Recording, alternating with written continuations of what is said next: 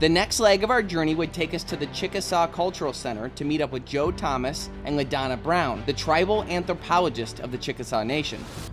Chickasaw people are known for being fierce warriors, strong hunters, but we're also very skilled fishermen. What were the main food sources for you here? We would have large agricultural fields, which included corn, beans, and squash, but we also hunted. The top animal that we hunted was deer.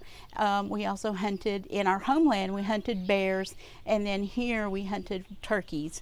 Of course, squirrels, rabbits, those sorts of things. And then, of course, fishing. There's all types of fish that we would have hunted for. How significant was the catfish? Being such a big food source, I would think. Catfish was very important for the Chickasaw people. We have seen the images drawn of catfish in rock art, and those have been carbon dated, and they were dated to 10,000 years ago. Wow. The Chickasaw native range spread far and wide over the Mississippi Valley. Tragically, they were forcibly removed from their homeland in July of 1837. The Chickasaw sent scouts ahead of the relocation to locate safe travel passages, food, shelter, and water. I have to imagine the pressure on these men was insurmountable. Yes, this area here is our historic homeland boundaries. This is where the current Chickasaw Nation headquarters is located here in Oklahoma. So from our homeland to our present day, and everywhere in between, there are illustrations of the different removal routes that our Chickasaw people took, which included land routes, but also water routes. The river systems still are very significant here in Oklahoma, just as they were in our homeland boundaries. We're still noodling, we're still fishing, we're still out enjoying the waters, enjoying the creeks with our families, just as we was in our homeland.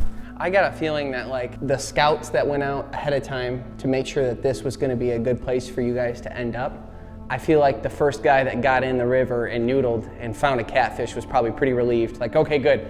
We're going to be able to do that here. Definitely, there was excitement there, but also the excitement was not only for enjoyment, but also for survival. Like, yes, I'm able to provide for my family in this new territory. It definitely was there. To that point, we had leaders who definitely had to step up, fill in the gaps when the federal government wasn't fulfilling their duties.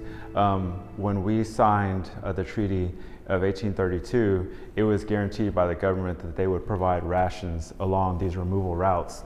When that time came, either the rations were not there or those rations were spoiled or rotten.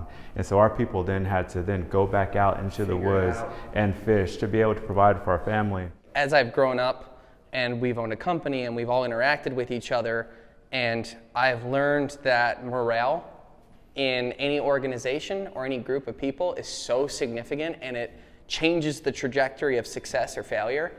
And I have to imagine that the leaders of the Chickasaw at the time with that travel route, to have everybody work all day as far as walking and carrying all this stuff and dealing with all that and getting there and finding spoiled rations, the speeches that must have been given, the inspiration that must have been given to be like, we're still gonna go out and hunt tonight, these people still need to eat, suck it up, you know, this is how it's gotta be. Of course, sadly, we did have people who perished along the way, but for the most part, with our people, continuing to assert, who they are as Chickasaw people, they went out into the woods, they hunted, they fished to provide.